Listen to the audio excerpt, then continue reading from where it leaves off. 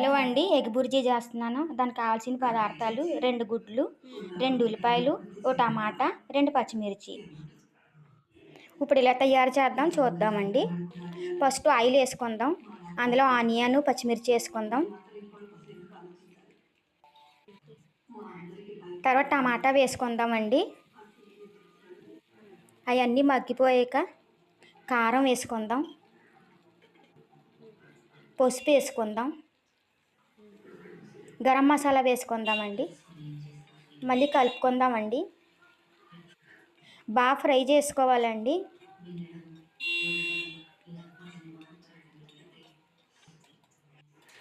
బాగా ఫ్రై అయ్యాక గుడ్లు వేసేద్దామండి. నేనైతే 2 గుడ్లు వేస్తున్నానండి, తక్కువ క్వాంటిటీలో చేస్తున్నాను.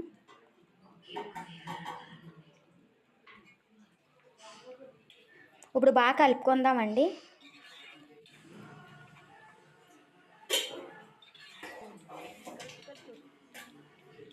అంతేనండి, ఎంతో రుచిగా ఉండే ఎగ్ బుర్జీ రెడీ.